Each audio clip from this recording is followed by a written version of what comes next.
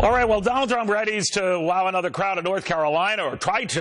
Hillary Clinton is taking the day off from the campaign trail to study up for that big debate. That prompted this tweet from Donald Trump. Hillary Clinton is taking the day off again. She needs the rest. Sleep well, Hillary. See you at the debate.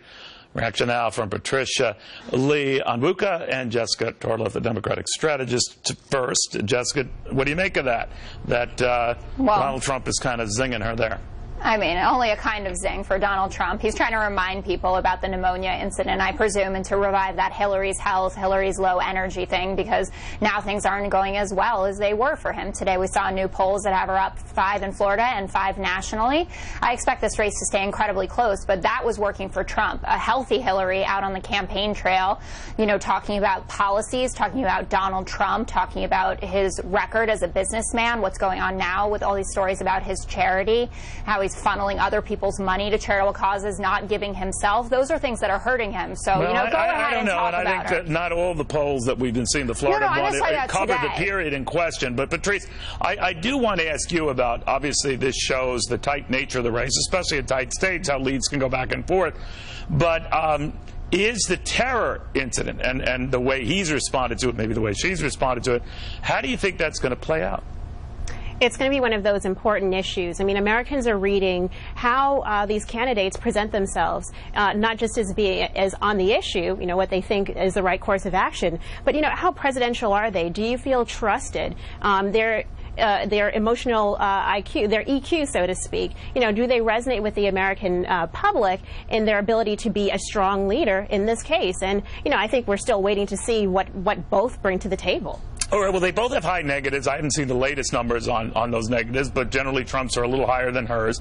Having said that, do you ever look at this, Jessica, and think that a debate will be defined not on the issues in which your candidate is very, very strong, policy and wonkery and all of that, but on issues maybe that she's not so strong? Now, she readily acknowledges that, right. But I'm wondering if she has built up Trump to be such a monster that all he does is have to show up, breathe, and smile, and he's won. Yeah, I mean, I think that this is an issue that Democrats are definitely worried about.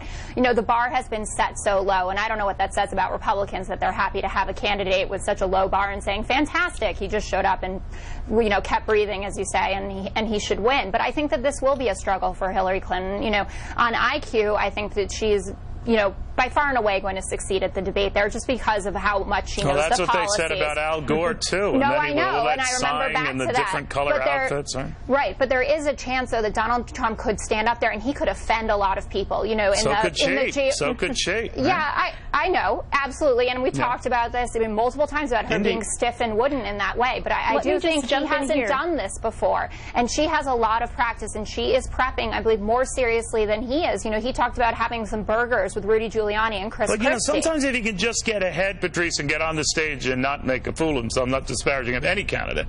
Ronald Reagan did that with Jimmy Carter in 1980. That was only days before the election. That turned the polls around in a big way. There are other factors, of course. John Kennedy just had to prove that, young as he was, he could just share the stage with an incumbent vice president of the United States, and that did the trick. What does Donald Trump have to do?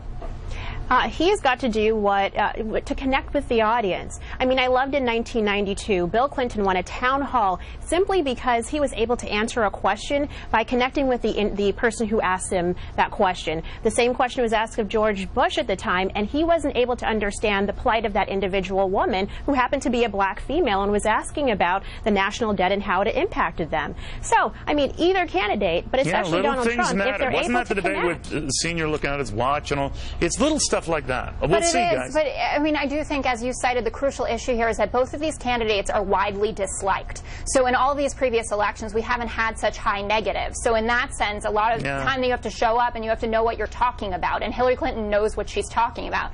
I'm not, you know, Donald Trump has very likable moments. I've even sat there and been like, oh, what's happening to me? I like him for this 10 seconds. But over, you know, a longer period of time answering deep dive questions, especially if they're going to be fact checked and people are going to push back, goes for both candidates. But he does not do well when pushed. We'll see what happens. Patrice, Jessica, thank you both very, very much. Thanks, Neil. Thank you. All right.